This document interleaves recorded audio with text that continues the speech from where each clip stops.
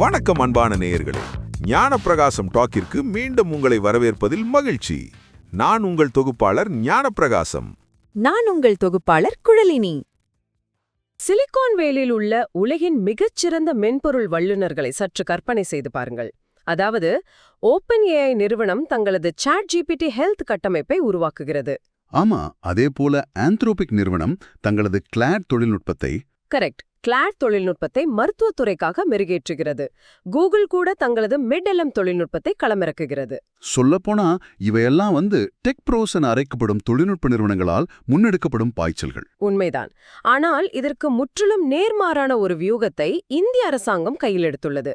இது உங்களை ஆச்சரியப்படுத்தலாம். நிச்சயமா, தொழில்நுட்ப வல்லுநர்களுக்கு மருத்துவத்தை கற்றுக் கொடுப்பதற்கு பதிலாக அரசாங்கம் ஒரு மாபெரும் திட்டத்தை தொடங்கியுள்ளது.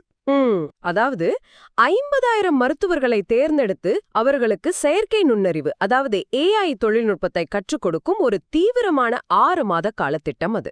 ஆமாம், இன்றைக்கு நாம் அலசப்போவது இதை பற்றித்தான். மருத்துவர்கள்தான் எதிர்கால ஹெல்த் டெக் உலகின் உண்மையான கட்டமைப்பாளர்கள் என்பதை எப்படி நிறுவுகிறது என்பதைத்தான் பார்க்கப் போகிறோம். சரி, இதை சற்று விரிவாக அலசுவோம். நாம் வழக்கமாக என்ன நினைப்போம்? மென்பொருள் பொறியாளர்கள் கலிபோர்னியாவிலோ அல்லது பெங்களூரிலோ உள்ள ஒரு ஏசி அறையில் அமர்ந்து கொண்டு புதிய தொழில்நுட்பங்களை உருவாக்குவார்கள். மருத்துவர்கள் அதை வெறும் ஒரு கருவியாக மட்டுமே பயன்படுத்துவார்கள் என்றுதானே நினைப்போம். ஆமாம், அதுதான் பொதுவான ஒரு பிம்பம். ஆனால் இங்கே அந்த பயனாளர்களான மருத்துவர்களே தொழில்நுட்ப கட்டமைப்பாளர்களாக மாறப்போகிறார்கள். இங்கு மிகவும் ஆச்சரியப்பட வைக்கும் விஷயம் என்னவென்றால், தனியார் மருத்துவமனைகள் கூட இந்த தொழில்நுட்பங்களை லாப நோக்கில் எப்படி அணுகுவது என தயங்கிக் கொண்டிருக்கின்றன. கரெக்ட். அதில் எப்படி முதலீடு செய்வது என்று கூட அவர்களுக்கு சில தயக்கங்கள் உள்ளன. அப்படிப்பட்ட ஒரு வேளையில் அரசாங்கம் மிக தெளிவான ஒரு நீண்டகால இலக்கோடு செயல்படுகிறது.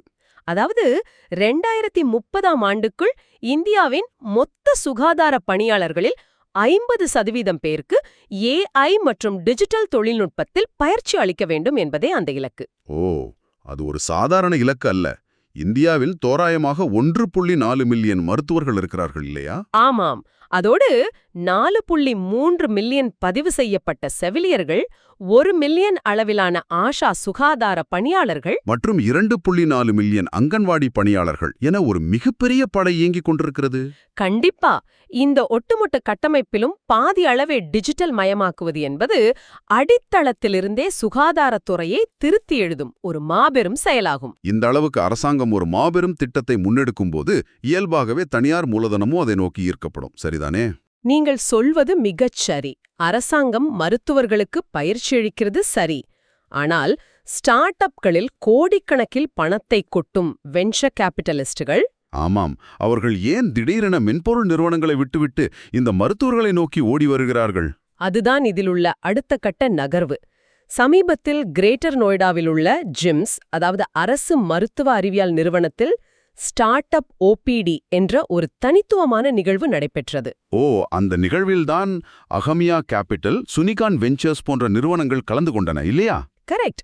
இண்டிகான் ஏஞ்சல்ஸ் போன்ற 100 கோடி ரூபாய்க்கும் மேல் நிர்வகிக்கும் மாபெரும் முதலீட்டு நிறுவனங்களும் அங்கு வந்திருந்தன.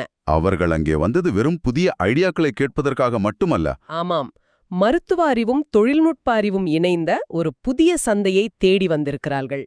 அந்த முதலீட்டாளர்கள் மிக தெளிவாக ஒரு விஷயத்தை புரிந்து வைத்துள்ளார்கள். ஒரு மென்பொருள் பொறியாளரால் எவ்வளவு சிறப்பான ஒரு AI மாடலை உருவாக்க முடிந்தாலும் அது ஒரு உண்மையான நோயாளியின் முன் வரும்போது பல சவால்களை சந்திக்கிறது. உண்மைதான். அதனாலதான் மருத்துவத்துறையின் நுணுக்கங்களை தெரிந்த மருத்துவர்களோடு இணைந்து உருவாக்கப்படும் தொழில்நுட்பங்களில் மட்டுமே அவர்கள் முதலீடு செய்ய தயாராக இருக்கிறார்கள். இங்குதான் விஷயம் மிகவும் சுவாரஸ்யமாகிறது. இதை கேட்டுக்கொண்டிருக்கும் உங்களுக்கு ஒரு தர்க்க ரீதியான கேள்வி எழலாம். கண்டிப்பா. ஒரு மருத்துவரால் தனது அன்றாட கடுமையான மருத்துவ பணிகளுக்கு நடுவே எப்படி இதை சாதிக்க முடியும் என்று நீங்கள் யோசிக்கலாம். ஆமா, வெறும் 6 மாதங்களில் பைத்தான் போன்ற கணினி மொழிகளை கற்றுக்கொண்டு ஒரு மென்பொருள் வல்லுநராகவோ ஆப் டெவலப்பராகவோ மாறிவிட முடியுமா? இது சாத்தியம்தானா என்ற சந்தேகம் வருவது இயல்புதான். அல்லது அவர்கள் தங்கள் மருத்துவ தேவைகளை தொழில்நுட்ப மொழியாக மாற்றுவது எப்படி என்று மட்டும் கற்றுக்கொள்கிறார்களா? இதற்கு பதில் என்னவென்றால், அவர்கள் நிச்சயமாக உட்கார்ந்து கோடிங் எழுதப் போவதில்லை. ஆமாம், அதற்கான தேவை அவர்களுக்கு இல்லை. ஆனால் ஒரு மென்பொருள் பொறியாளருக்கும் ஒரு மருத்துவருக்கும் இடையே உள்ள அடிப்படை சிந்தனை முரண்பாட்டை அந்த முரண்பாட்டை அவர்கள் களைய வேண்டியுள்ளது.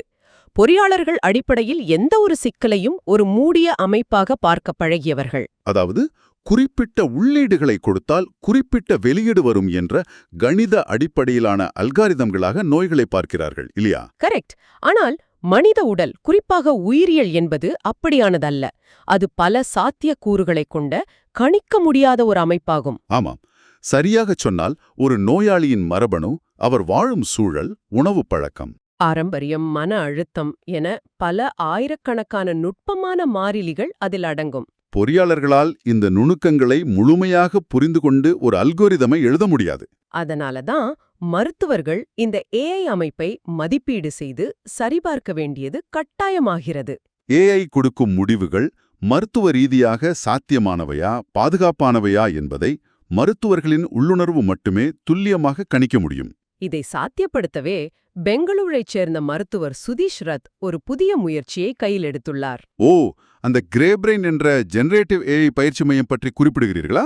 ஆமாம், அதேதான். இந்த மையம் மருத்துவர்களுக்கு மருத்துவ தரவுகளை பகுப்பாய்வு செய்யவும், அந்த தரவுகளை எப்படி தொழில்நுட்ப மொழியாக மாற்றுவது என்பதையும் கற்றுக் கொடுக்கிறது.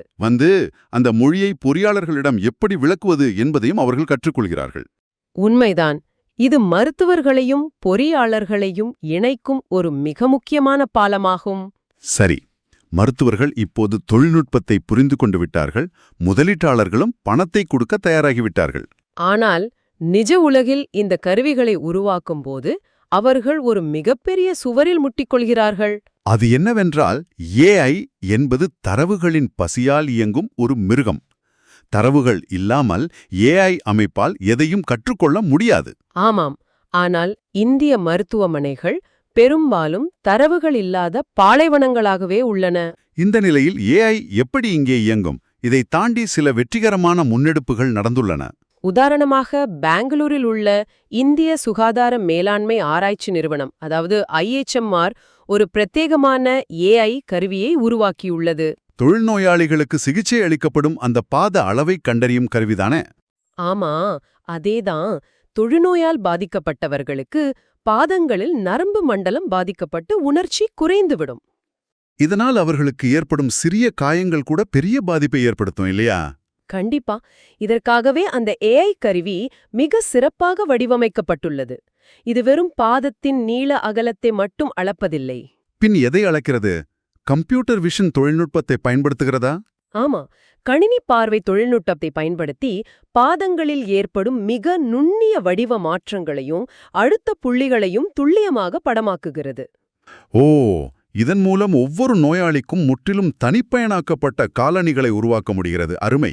இது தவிர கிரேட்டர் நொய்டாவில் உள்ள ஜிம்ஸ் மருத்துவமனை காசநோய் பரிசோதனைகளில் ஏற்படும் காலதாமதங்களை குறைக்கவும் ஏஐ தொழில்நுட்பத்தை பயன்படுத்துகிறது. அதோடு மார்பக புற்றுநோயை மிக முன்கூட்டியே கண்டறியவும் அவர்கள் ஏஐயை பயன்படுத்தி வருகிறார்கள் என்று நினைக்கிறேன். ஆமா, இந்த உதாரணங்கள் அனைத்தும் மிகச்சிறப்பானவை. ஆனால் இவை பெரும்பாலும் குறிப்பிட்ட ஒரு நோக்கத்திற்காக வடிவமைக்கப்பட்ட சிறிய அளவிலான கருவிகளே. ஒட்டுமொத்த மருத்துவ கட்டமைப்பையும் ஏஐ மூலம் இயக்க வேண்டும் என்றால் நமக்கு மிகப்பெரிய அளவிலான தரவுகள் தேவை. எனவே இதற்கெல்லாம் என்ன அர்த்தம்? ஒருபுறம் மிகவும் சிக்கலான நோய்களுக்கு ஏஐ பயன்பாடு நடந்து கொண்டிருக்கிறது. ஆனால் மறுபுறம் இந்தியாவில் மின்னணு மருத்துவ பதிவேடுகள் இன்னும் முழுமையாக டிஜிட்டல் மயமாக்கப்படவில்லை. இது எப்படி இருக்கிறதென்றால், கோடிக்கணக்கில் செலவு செய்து ஒரு அதிநவீன சூப்பர் கம்ப்யூட்டரை வாங்கி வைத்துக்கொண்டு அதில் 2G இன்டர்நெட்டில் வேலை பார்ப்பது போல உள்ளது. அட, சரியான ஒப்பீடு. 2G இணையத்தில் எப்படி ஒரு உயர்தர வீடியோவை இயக்க முடியாதோ அதே போல துண்டு துண்டான தரவுகளை வைத்துக்கொண்டு ஒரு துல்லியமான ஏஐயை இயக்க முடியாது. இதை ஒரு பரந்த கண்ணோட்டத்தில் பார்த்தோமானால் இது இந்தியாவில் மருத்துவ கட்டமைப்பில் உள்ள ஒரு மிகப்பெரிய வரலாற்று பிரச்சனை.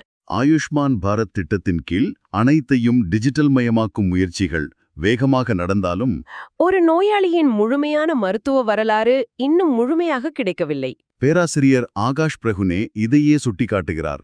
நம்மிடம் அற்புதமான ஐடியாக்கள் நிறைய உள்ளன, ஆனால் அதை பயிற்றுவிப்பதற்கான தரவுகள் இல்லை என்கிறார் அவர். இதனால்தான் அவர்கள் குவாண்டம் மாடல்களை நம்பியுள்ளனர். இந்த குவாண்டம் மாடல்கள் என்பது குவாண்டம் கம்ப்யூட்டிங் அல்ல, மாறாக இது கணிதவியலில் பயன்படுத்தப்படும் ஒரு நுட்பம். அதாவது கோடிக்கணக்கான தரவுகள் இல்லாத ஒரு சூழலில் குறைந்த அளவு தரவுகள் மட்டுமே இருந்தாலும் அதில் இருக்கும் மிக வலுவான சமிகைகளை மட்டும் பிடித்து அதிநவீன நிகழ்தகவு முறையில் நம்பகமான முடிவுகளை கொடுக்கும் ஒரு தொழில்நுட்பம் இது. ஆமாம்.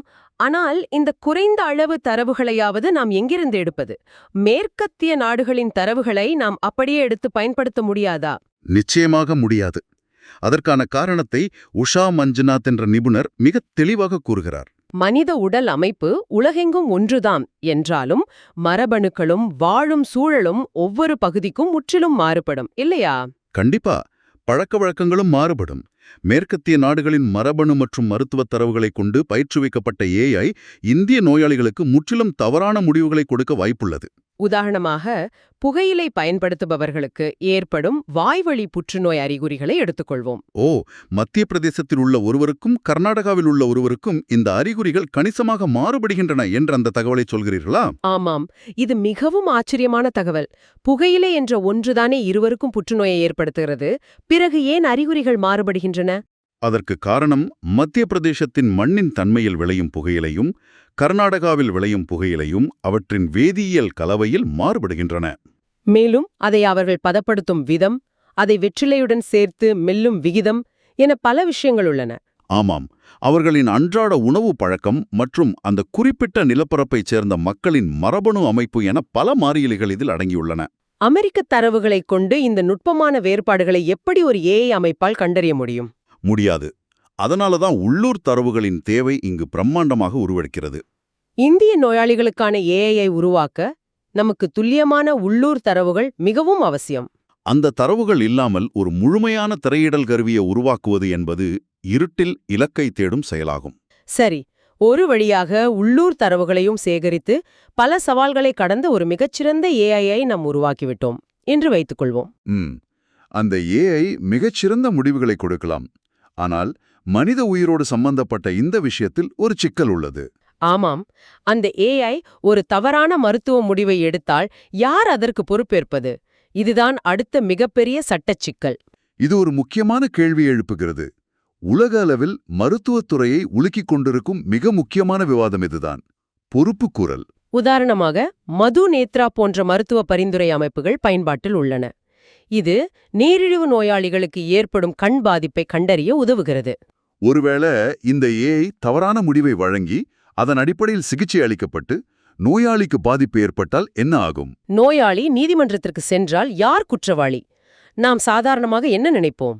மென்பொருளை உருவாக்கிய பொறியாளர் அல்லது அந்த நிறுவனம் பொறுப்பேற்க வேண்டும் என்றுதானே நினைப்போம். ஆமாம். ஆனால் சட்டப்படி நீங்கள் ஒரு அல்காரிதமின் மீது வழக்கு தொடர முடியாது, ஒரு இயந்திரத்தை சிறையில் அடைக்க முடியாது. அந்த உண்மைதான். எந்த மருத்துவர் அந்த ஏஐ கொடுத்த முடிவை சரிபார்த்து தனது கையெழுத்தை போடுகிறாரோ அந்த மருத்துவரும் மருத்துவமனையும் தான் அதற்கு முழுமையாக பொறுப்பாவார்கள். ஜிம்ஸ் மருத்துவமனையின் அம்ருத்ராஜ் இதை மிக கடுமையாக எச்சரிக்கிறார். ஏஐ காரணம் காட்டி போலி மருத்துவத்தை நாம் ஒருபோதும் ஊக்குவிக்க முடியாது என்று அவர் கூறுகிறார். இயந்திரம் செய்யும் தவறுக்கு மனிதர்கள் எப்படி முழு பொறுப்பையும் ஏற்க முடியும்? இது ஒரு பெரிய முரண்பாடு இல்லையா? ஆமாம். இந்தியாவின் புதிய தனிப்பட்ட தரவு பாதுகாப்பு விதிகளின்படி நோயாளிகளின் தரவுகளை பாதுகாக்கும் முழு பொறுப்பும் மருத்துவமனைகளுக்கே உள்ளது.